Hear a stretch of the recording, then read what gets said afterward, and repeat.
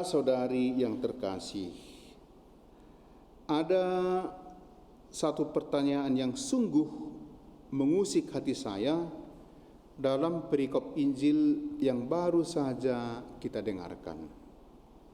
Lama saya renung-renungkan bagian terakhir dari Injil tadi.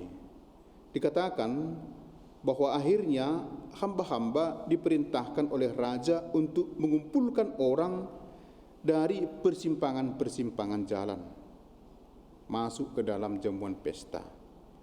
Yang menjadi persoalan bagi saya adalah mengenai penghakiman yang dibuat oleh raja tadi. Dikatakan, "Hai saudara, bagaimana saudara masuk kemari tanpa mengenakan pakaian pesta?" Dan orang itu diam saja.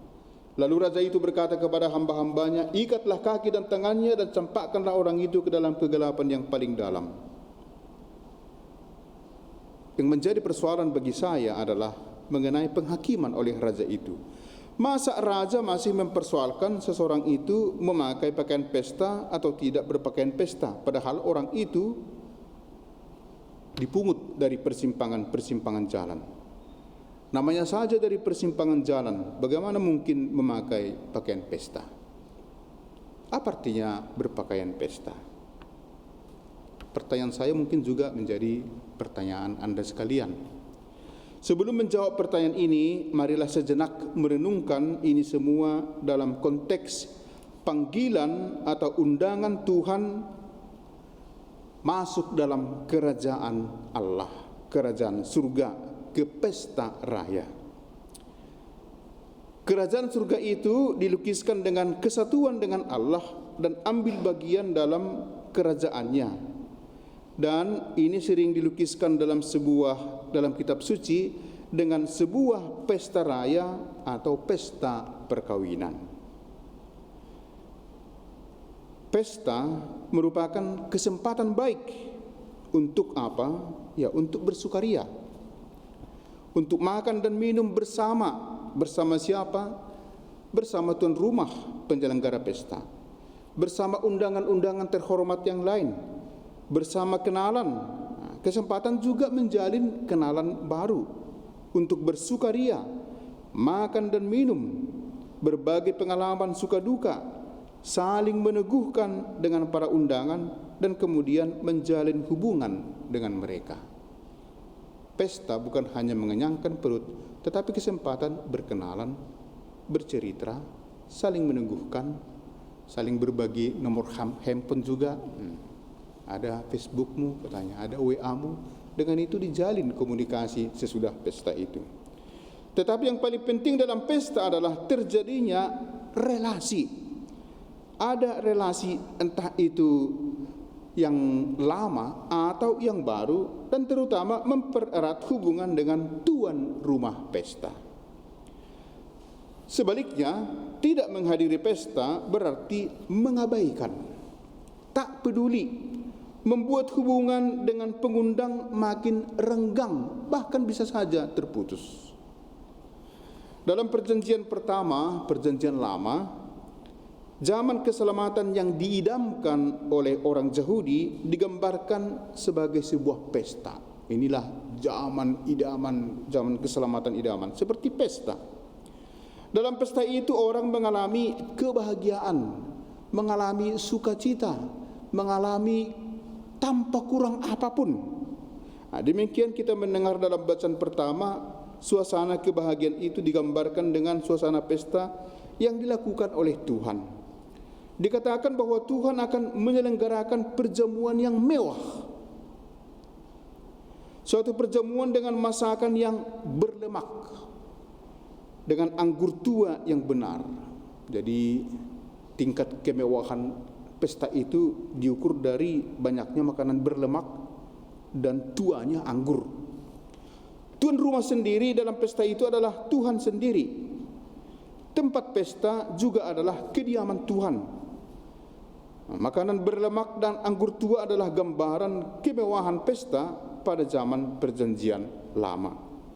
Sekarang mungkin kalau makan banyak lemak orang berpikir kolesterol. Pesta dikatakan sempurna dan mewah jika dua hal tadi makanan berlemak dan sumsum, dan anggur tua dihidangkan. Karena penyelenggara pesta adalah Tuhan sendiri, maka tidak ada keraguan bahwa pesta itu bermutu dan mewah. Orang-orang undangan juga orang-orang yang terpilih. Allah mengundang. Yang diundang berarti yang dihargai. Semua diundang berarti semua dihargai oleh Allah. Semua diinginkan keselamatan, kebahagiaan, sukacita dalam kerajaan Allah. Injil bercerita tentang undangan Tuhan untuk ambil bagian dalam kerajaannya. Dikatakan kerajaan Allah itu seumpama, katanya kerajaan Allah itu seumpama seorang raja yang mengadakan perjamuan kawin untuk anak-anaknya, pesta. Undangan Tuhan pada awalnya ditujukan kepada orang-orang pilihan. Orang pilihan itu dimaksud itu adalah bangsa Israel. Berkali-kali Tuhan mengundang para pilihannya untuk datang ke perjamuannya. Rupanya respon atau jawaban daripada undangan orang pilihan tadi kurang baik. Mereka tidak sadar bahwa mereka orang-orang pilihan, orang-orang terhormat yang akan disenangkan dan dibahagiakan oleh Tuhan sendiri. Tidak mau mereka untuk itu. Untuk kita sekarang mungkin dikatakan bodoh orang itu. Kemudian karena para undangan tidak menghiraukan, maka undangan diluaskan kepada khalayak umum. Inilah sifat kerajaan Allah yang baru. Sifatnya antara lain lebih universal. Bukan hanya lagi kepada umat pilihan saja bangsa Israel, tetapi diluaskan kepada siapa saja yang mau menghadiri pesta yang diselenggarakan oleh Tuhan. Demikian digambarkan jawaban dan tanggapan bangsa Israel, terutama para pemimpin bangsa Yahudi terhadap panggilan Tuhan. Tawaran untuk mengalami sukaria dan kegembiraan serta kebahagiaan, kepuasan biologis, kepuasan rohani tidak diacuhkan oleh mereka yang telah terpilih sebelumnya. Penolakan dari pihak yang diundang raja, kaum pilihan ini mengakibatkan dua hal. Pertama, mereka memutus hubungan dengan sang raja yang punya peran sebagai pelindung mereka. Raja itulah sebenarnya yang melindungi mereka, tetapi mereka putuskan hubungan dengan raja yang adalah pelindung mereka. Yang kedua, mereka kehilangan kesempatan untuk berpesta dan menikmati sukaria dan kegembiraan. Bangsa Israel sebagai bangsa pilihan menolak tawaran dari Allah. Ini berarti mereka menolak dan memutuskan hubungan dengan Allah yang sebenarnya sumber keamanan dan sumber perlindungan mereka. Selain itu bangsa Israel kehilangan kesempatan untuk bersukacita, bergembira yang diperoleh dengan kesatuan dengan Allah. Mereka kehilangan kesempatan itu. Setelah mereka yang diundang tidak mau datang dengan dalih yang beraneka ragam, diceritakan dalam Injil bahwa raja menyuruh hamba-hambanya itu untuk pergi ke persimpangan jalan, untuk mengajak semua orang ditemui, mengingat pesta harus jadi karena makanan sudah tersedia. Orang yang di persimpangan jalan itu biasanya mereka, siapa yang di persimpangan jalan ini? Ya, kerja orang yang di persimpangan jalan itu ngerumpi. Dalam bahasa Karo, cikurak, cikujah, cikujeh. Ada yang berjualan, ada juga yang berbelanja, ada yang sedang istirahat, dan ada yang menganggur, ada yang menunggu kesempatan kerja. Kalau ada orang yang menawarkan kerja, seperti beberapa minggu lalu misalnya, tuan kebun anggur itu datang ke persimpangan jalan mencari orang yang mencari kerja. Mengapa kamu masih menganggur, katanya. Jadi itu ditemukan di persimpangan jalan. Macam-macam orang yang ada di persimpangan jalan. Ada yang sedang melewatkan kerja. Jadilah semua orang itu masuk. Dari antara semua yang masuk ini, ada yang baik, ada yang jahat. Ada yang belum mandi, ada yang sudah mandi. Bahkan juga ada yang sudah makan kenyang dan ada yang kelaparan. Ada yang berpakaian pesta, ada juga yang tidak berpakaian pesta. Dan pada umumnya semua yang di jalanan itu tidak ada yang berpakaian pesta. Tak mungkin di persimpangan-persimpangan jalan itu yang kerjanya cikurak atau sedang berbelanja berpakaian pesta. Aneh itu. Nah, ketika sang raja mengunjungi para undangan, dia menemukan ada seorang yang tidak berpakaian pesta. Seorang tidak berpakaian pesta. Padahal dari persimpangan jalan semua itu kan, tak mungkin dari persimpangan jalan itu berpakaian pesta semua. Tapi hanya seorang katanya yang tidak berpakaian pesta. Tidak berpakaian pesta ialah mereka yang tidak pantas untuk menikmati perjamuan nikah anak dari Tuhan itu. Kita kembali kepada persoalan tadi, yakni mengenai penghakiman yang dibuat oleh raja. Nah, masa raja masih mempersoalkan seseorang itu berpakaian pesta atau tidak, padahal mereka itu dipungut dari persimpangan jalan. Namanya saja persimpangan jalan, bagaimana mungkin memakai pakaian pesta?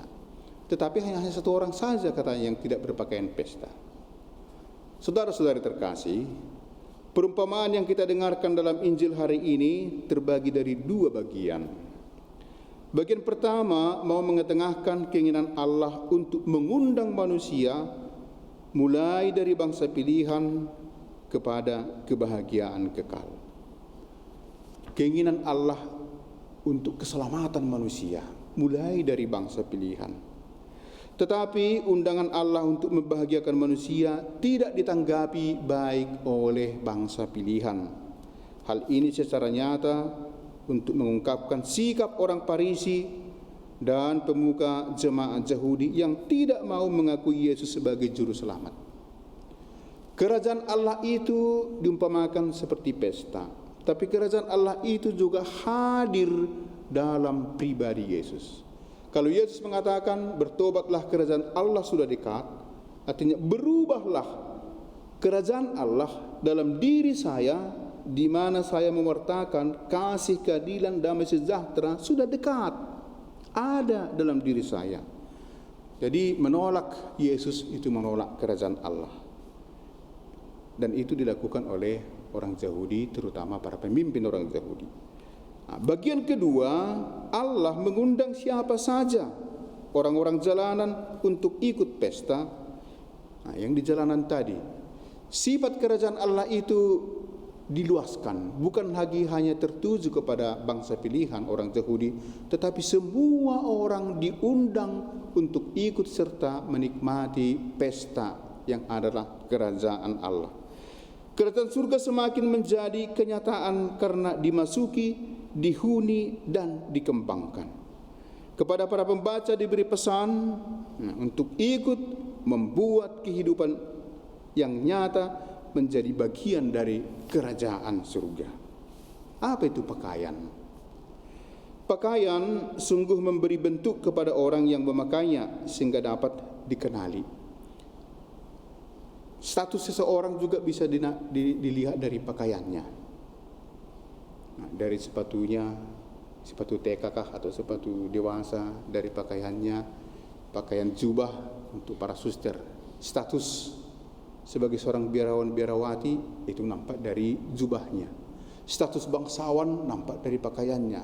Status orang sederhana nampak dari pakaiannya. Pakaian menunjukkan status. Tidak mengenakan pakaian pesta, apa itu artinya? Datang tanpa sungguh mau mengikuti pesta. Pesta tadi di mana dipuaskan kebutuhan jasmani, makan dan minum, kebutuhan rasa aman, pertemanan, kebutuhan rohani di mana ada kegembiraan dan sukacita, dan kebutuhan lain, kebutuhan cinta dan aktualisasi diri itu bisa ditemukan dalam pesta.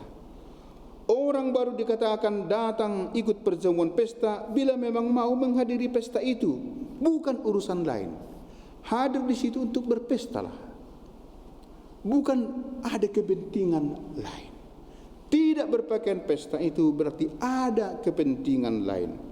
Datang tanpa pakaian yang cocok berarti tidak membiarkan diri dikenal sebagai yang datang untuk berpesta. Tidak membiarkan diri dikenal. Lihatlah misalnya tadi dikatakan orang itu diam saja. Mengapa Anda tidak berpakaian pesta? Tetapi orang itu diam saja. Dia tidak memperkenalkan dirinya sebagai orang yang datang untuk berpesta. Inilah komitmen setengah-setengah. Komitmen setengah-setengah ini kurang dapat menjadikan hidup dalam kerajaan surga. Komitmen setengah-setengah atau punya kepentingan selain pesta itu, itulah tidak berpakaian pesta. Sebaliknya, datang dengan mengenakan pakaian pesta berarti datang tanpa maksud dan tujuan lain kecuali untuk berpesta. Berpesta itu adalah kerajaan Allah. Ikut pesta, ikut kerajaan Allah. Kerajaan Allah itu damai, kasih, keadilan, pengampunan, bukan kepentingan lain. Misalnya datang ke gereja mendengarkan sabda Allah, bukan untuk supaya dilihat orang datang ke gereja. Itu tidak berpakaian pesta. Yang bersangkutan akan dikenali sebagai orang yang hidupnya sedang berubah. Jadi orang yang berpakaian pesta itu tanda bahwa dalam dirinya ada mau perubahan. Dari persimpangan-persimpangan jalan tadi, kendati pun mereka tidak berpakaian pesta secara eksterior, tetapi hatinya ada keinginan untuk berubah, ikut kerajaan Allah. Yang tidak berpakaian pesta, ketidakmauan untuk berubah dan mengikuti nilai-nilai kerajaan Allah. Saudara-saudara yang terkasih, menghadiri perjamuan Tuhan membutuhkan persiapan dan kemauan untuk berubah. Itu terutama. Yang tidak mau berubah setelah mendengarkan sabda Tuhan, mengikuti perjamuan, entah itu dalam ekaristi, entah itu dalam ibadah, tidak mau berubah, inilah yang tidak berpakaian pesta. Tidak ada keinginan untuk mengubah, menyonyokkan, mencocokkan diri dengan kerajaan Allah, dengan keadaan pesta, dengan visi, misi kerajaan Allah yang ditawarkan oleh Yesus. Itulah artinya tidak berpakaian pesta. Ikut dalam perjamuan berarti mau berubah untuk semakin menyesuaikan diri dan mendekatkan diri dengan Tuhan. Perubahan ini harus ditampakkan dalam kehidupan sehari-hari. Ikut dalam aksi mewujudkan kerajaan Allah berarti menuntut komitmen yang penuh dari setiap orang. Komitmen yang penuh dari setiap orang. Tidak ada tempat bagi orang yang setengah-setengah hati. Setengah-setengah hati, itulah artinya tidak berpakaian pesta. Tak mau berubah, itulah artinya tidak berpakaian pesta. Diam saja tetapi ada kepentingan yang lain, hadir dalam perayaan Ekaristi, inilah yang tidak berpakaian pesta. Tidak ada tempat bagi orang yang seperti ini dalam kerajaan Allah. Setengah hati berarti datang ke pesta tanpa memakai pakaian pesta. Orang semacam ini akan diusir dari pesta. Bukan hanya diusir, diikat kaki dan tangannya dan dilemparkan ke kegelapan yang paling gelap. Di sana akan ada kertak gigi dan tangisan. Allah tidak mau terjadi seperti itu bagi kita. Maka kita sebenarnya bukan orang bangsa pilihan. Kita antara lain yang diundang dari persimpangan jalan. Sikap yang perlu bagi undangan seperti kita adalah perubahan, kemauan untuk membarui diri, mencocokkan diri dengan visi misi Yesus, mendirikan kerajaan Allah, damai, kasih, dan keadilan. Inilah artinya ikut berpesta. Dan kalau kita tidak mau seperti itu, kita bagaikan orang yang tidak berpakaian pesta, yang akan diikat dan dilemparkan ke dalam kegelapan yang paling gelap. Allah menghendaki kita bersukacita, bergembira, bersukaria, ikut menikmati pesta.